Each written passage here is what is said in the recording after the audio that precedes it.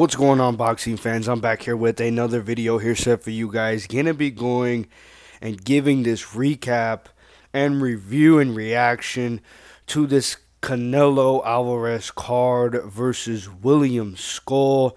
The four fights that I aforementioned have been talking about in my prediction video and who I believe thought was actually going to win on this card.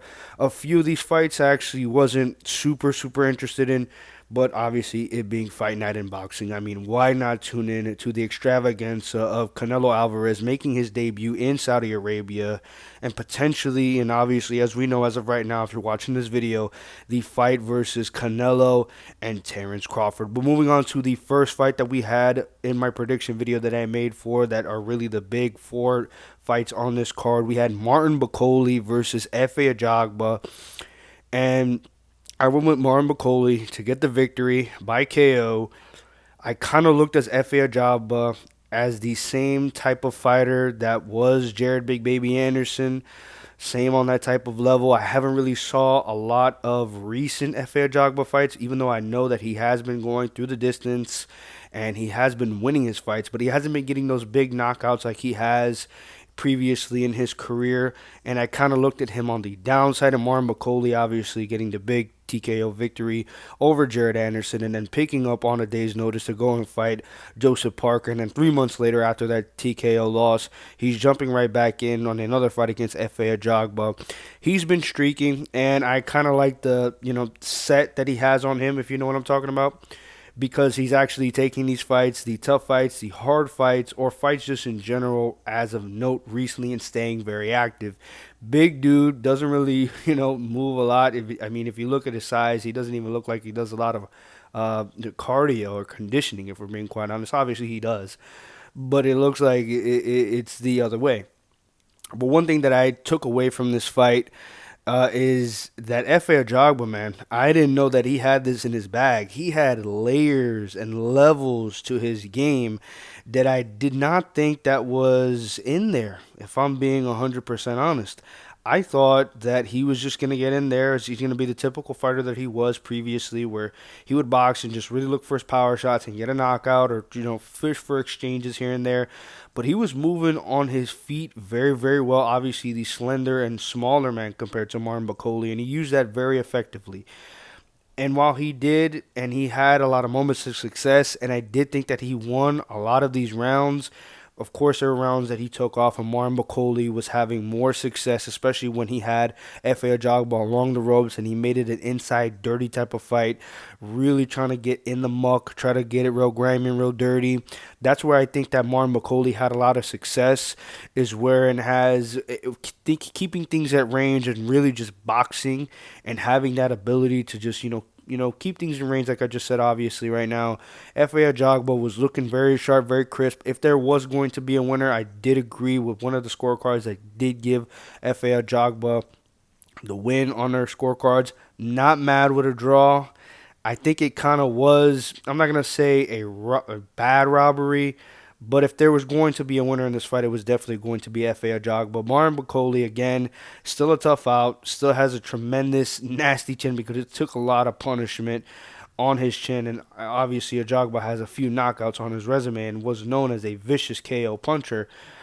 And now, again, he's added layers to his game. He's just more than what a power puncher of what you think Efe Aagabba and most African fighters coming out of there really are, where they're just relying on their power and getting these KOs and getting the job done by that way.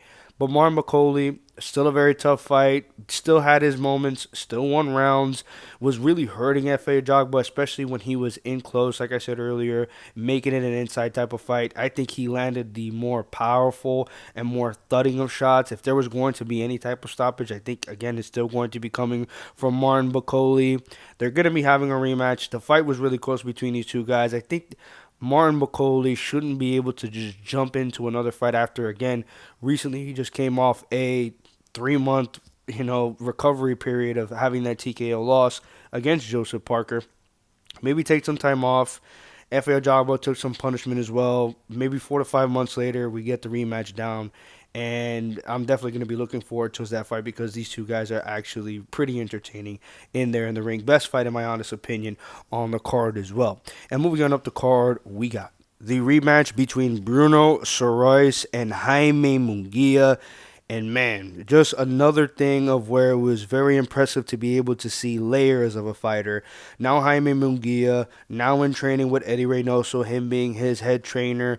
And usually it is hard to teach old dogs new tricks, but man, Jaime Munguia looked like an absolutely refreshed new type of fighter, and they're actually learning from his mistakes. I really do think that the KO loss coming from Bruno Sice, who again is a really good boxer and a counterpuncher, getting that KO loss against him and really just wearing his defense by having a pretty good chin, and that's all he had for that. I mean, he really took that into consideration to be able to just build off of that, be a better fighter, learn from that loss, and to be able to really hone into his skills and be more of a skillful fighter instead of, again, just being the Mexican style fighter that obviously is very entertaining. It comes with a lot of things that, gives the praise and gives the approval and being so entertaining from seeing a fight from Jaime Munguia. That's the majority of the reason as to why a lot of people want to see him fight, is how entertaining and how fun he is and how fun his style is.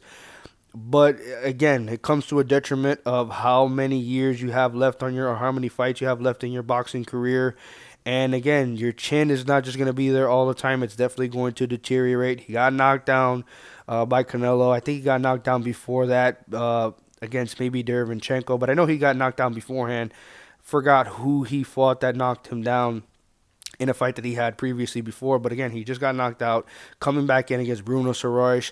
I think Bruno had a better outing, especially early in the fight. He was doing a lot better, maintaining and managing the style. And I think Jaime was really just trying to be able to settle in, get the nerves off. He's coming off his first KO loss ever in his career. He really wants to be able to, shake off some of the cobwebs and really bounce back and mount some confidence for himself to be able to move forward in this fight.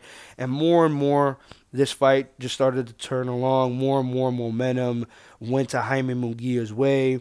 More confidence started to build in for him, and more he started to fight like himself, but a lot more defensively responsible, keeping his hands up. The defense was very, very simple and rudimentary, but it is going to work, especially for him. He's going to build off from this win that he had against Bruno, and he really worked effectively with the body shots. When he had Bruno backed up along the ropes, that's where he was doing the best work that he was doing, really stifling the counter-punching ability of Bruno. Later and more into this fight, he had issues with the timing, didn't really know what he wanted to be able to come back with. So Bruno Sice was pretty much, instead of being the counter-puncher that was very effective in the first fight that they had, he was a little bit more withdrawn, a little bit more gun-shy. And he was taking a lot of body shots, a lot of body work. The left hand and right hand by Jaime Munguia was working in overdrive. Started to work a little bit upstairs, but really the majority of the work that was coming from Jaime Munguia, again, when he had the most success, was Bruno being along the ropes and him just digging into the body and just continuously over and over, starting to overwhelm Bruno Sice, and he eventually gets the victory over Bruno Sice, getting that redemption against the first KO loss that he had, and one of the biggest underdog stories that we had as of last year with Bruno, with knowing how many KOs he had on his record. He had like 26 wins and just like 4 or 5 KOs, which was incredible to be able to see against a dude again who had a pretty really good chin like Jaime Munguia. So he showed up. He did what he needed to be able to do. Again, I like to be able to see the layers. I like to be able to see the growth in the fighter of a Jaime Munguia, showing that it's not just the style that he had previously before. He can be able to develop into a much better fighter. And this type of fighter, fighting against maybe like an Edgar Berlanga, Caleb Plant, Charlo, those two guys are going to be matched up if they win on the card that they're going to be both matched up on, I believe, later this month, that being Plant and Charlo. So while they're going to be busy, I know Berlanga is going to be busy in July fighting against Hamzat Shiraz, which is going to be a pretty decent fight in my honest opinion. So maybe you have another fight for Jaime Munguia, who in my opinion didn't really take a lot of damage in this one, keeping him busy, but probably a pretty decent name that he can go against, because again, he still is a pretty decent name. He is a Mexican boxer. Again, he is pretty entertaining, but he's leveling up his game as of right now. You have him go in there and then potentially get back into the bigger names. Again, like a Berlanga, Plant, a Charlo, and names of that nature. And moving on up the card to the co-main event we had, which in my honest opinion, which was a very big surprise, the return of Badu Jack going against Noel McCallan, I believe that's how you pronounce his name. He's returning off of retirement. It's his first fight back, fighting for a WBC cruiserweight belt that I believe was vacant. He was supposed to be matched up against somebody else, but they had to withdraw to the fight because due to an injury. So they had to get a replacement, I believe, like a month, maybe a month and a half later into this fight. So they get Noel McCallan in this one. And again, I really don't know why Badu Jack was the co-main event in this fight. I thought he was going to be the fourth. Wrong on this one. I mean, he is a bigger name than Bakoli and Aagabba, but he's a bigger name than Haime Mongia on Cinco de Mayo weekend. I mean, I don't know, but I kind of know why, because obviously they have the brother-brother ties with them being over there. So I'm not so surprised that he got the co-main spot, but it kind of was surprising to be able to see him in there. But talking in terms of this fight, right off the bat, I'm going to give my honest opinion. I don't think it was gruesome. I don't think it was disgusting, but I definitely think it was a robbery. I think Noel McCallan did more work than Badu Jack in this one. Taking no credit away from Badu Jack, I think Badu Jack is, even at his age, I think he's like 42 years old still right now in his career. Again, coming off his first fight off of retirement, he did not look washed in there. He didn't look terrible. He didn't look, like he didn't belong in there, or he was just a name to be able to come back in this fight, and he obviously got demolished. No, he had his moments. He won rounds. I think the majority of the middle rounds in this fight, that's when McCallan, I think, started to, wean off the gas, and I think that's when he started to slow down a little bit. I think that's where Badu Jack started to really start to come forward through. He had his moments. He was landing his left hook. He was defensively responsible. He was doing the old wild veteran, moves with being in the clinch and throwing these rabbit punches and just staying busy. He was landing some nice right hands over the top too as well. But I just think Noel McCallan just did better. I think he was a lot more. It was a lot more active. He was working a lot more. His volume was a lot better. He was landing a lot better shots, in my honest opinion. I would say round 1 through 4, I would give the nod to Noel. I would say from round 5 to maybe 7 or 8, I would give to Badu. And then from the rest towards the end of the fight, I think Noel got his second win in him. And I think that's when he started to take over the majority of the fight. But again, he didn't really dominate this fight. This fight was very, very close on both ends.